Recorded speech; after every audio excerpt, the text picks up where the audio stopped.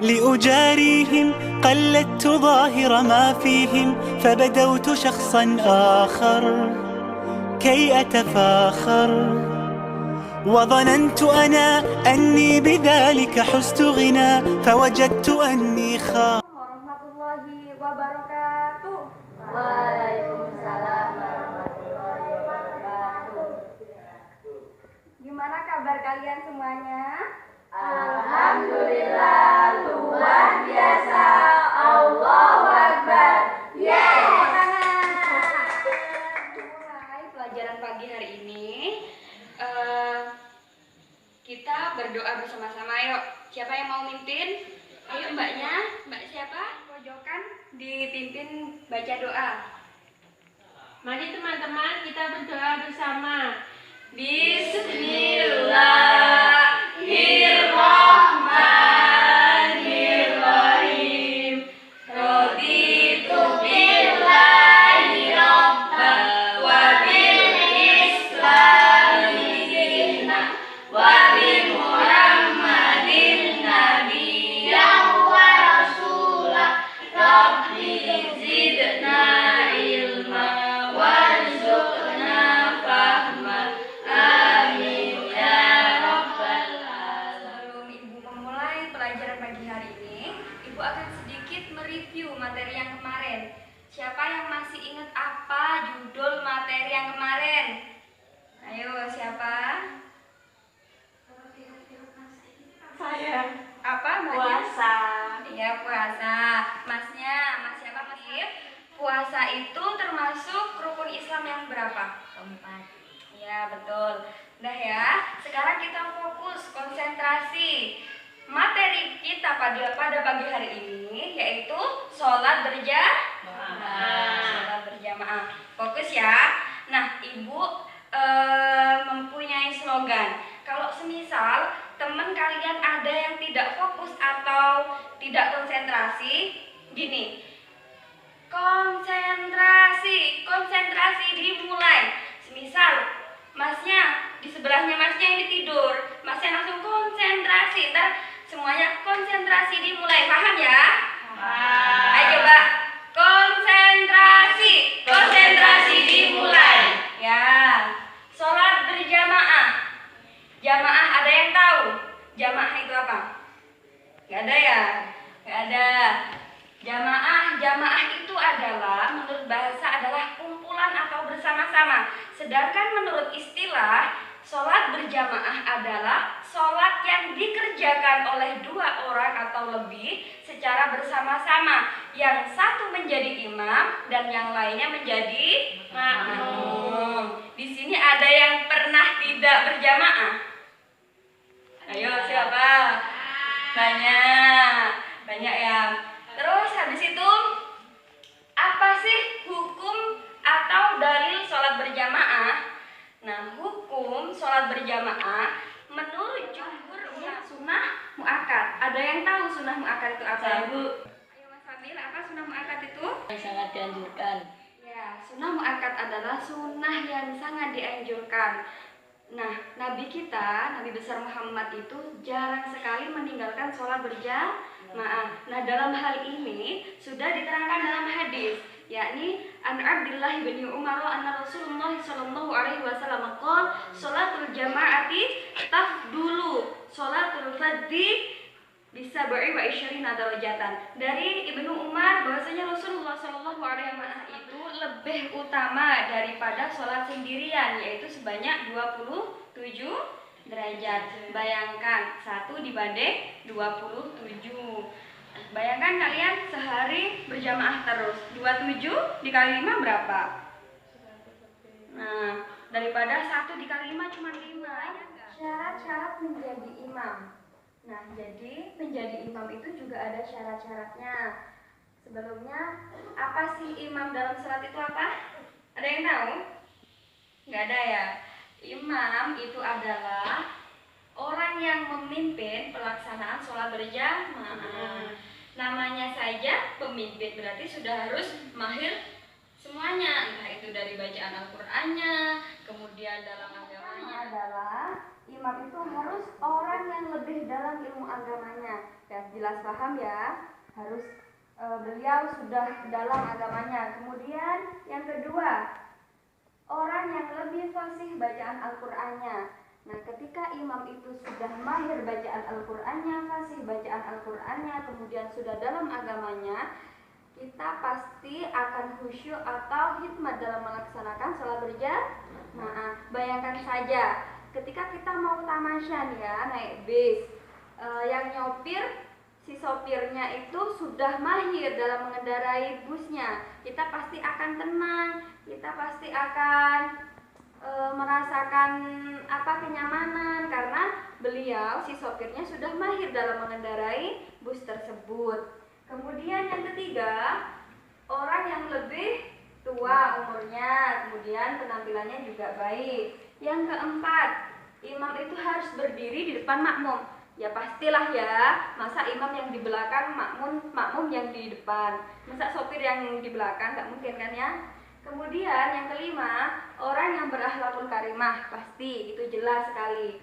Yang berakhlakul karimah itu yang paling diutamakan juga. Kemudian yang terakhir adalah imam harus berniat untuk menjadi imam. Jadi ketika mau menjadi imam itu harus ada niatan, tidak boleh ada keterpaksaan. Bagaimana cara membuat shaf? Nah, ketika makmum itu hanya seorang saja, hanya satu orang saja, berarti si makmum harus berdiri di belakang si imam, agak mundur sedikit, di sebelah kiri agak mundur sedikit. Nah, jadi yang menjadi patokannya itu adalah tumit si imam. Tumit si imam bagian belakang. Jadi si makmumnya ada di sebelah kanan agak mundur sedikit. Ketika itu makmumnya hanya satu orang saja. Nah, ketika lebih dari dua, maka di belakang imam. Ya, paham. Kemudian ketika shaf pertama itu masih belum penuh, jangan sampai kalian membuat shaf kedua. Nah, bagaimana hukumnya ketika imam di dalam masjid, kemudian si makmumnya ada tiga, yang satunya di belakang imam, yang satunya di pojokan, yang satunya di serambi masjid. Nah, itu tidak boleh. Jadi jarak antara imam dan makmum itu tidak boleh terlampaui terlalu jauh. Jadi shaf pertama itu harus dipenuhi. Begitulah penjelasan dari sholat berjamaah. Nah, dari sini ada yang masih belum paham? Saya tanya Bu. Oh iya Mbaknya, apa yang masih belum dipahami Mbak? Ya, tadi kan kalau seumpamanya sudah sholat jamaah dan imamnya di depan, kemudian makmumnya cuma satu, kan berada di belakang imam sebelah kanan. Nah, terus bagaimana kalau ada makmum baru yang baru datang, itu barisannya terus jadinya kayak gimana Bu? Oh ya, jadi yang ditanyakan Mbak Ella itu seperti ini, Bu, gimana ketika sholat berjamaah? Nah, sedangkan ketika makmum itu hanya satu, berarti kan berada di sebelah kanan agak mundur sedikit. Terus pas di pertengahan sholat itu ada makmum lagi yang datang. Gimana barisannya, pembuatan shafnya bagaimana Bu? Ibu pernah dengar, dulu pernah belajar juga di kitab, itu sudah dijelaskan adatnya itu seperti ini. Sebenarnya ketika makmum yang terakhir tadi itu datang, dia berhak membuat isyarat kepada makmum yang pertama tadi dengan cara seret-seret ditepuk dadaan gini, punggungnya, kemudian agak ditarik ke belakang, pasti dia otomatis ke belakang, akhirnya membuat satu barisan. Nah, tapi gimana kalau semisal si makmum yang pertama tadi nggak paham dengan isyarat yang ditunjukkan dari imam yang terakhir? Berarti nggak apa-apa, makmum yang terakhir tadi langsung baris di sebelahnya makmum yang pertama. Seperti itulah. Setelah ini ibu akan membagi kelompok, dibagi dua ya. Dan kelompok dua. Kelompok satu ada Mas Hafif, dengan diingat-ingat ya. Pertanyaannya, nggak boleh lihat sini. Sholat berjamaah itu hukumnya menurut jumhur ulama adalah Berjamaah itu sunnah muakkad. Ya, sunnah muakkad, betul ya. Jadi menurut jumhur ulama, sholat berjamaah itu adalah hukumnya sunnah muakkad. Kemudian yang kedua, kelompok dua, sebutkan salah satu syarat menjadi imam. Bacaan Al-Qur'annya. Ya, betul. Mas Abil, coba jelaskan sekelumit saja tentang sholat berjamaah. Salat yang dilakukan oleh 2 orang atau lebih, yang satu jadi imam, yang lainnya jadi makmum. Hukum sholat berjamaah ialah sunnah muakkad. Ya, tepuk tangan buat Mas Abil.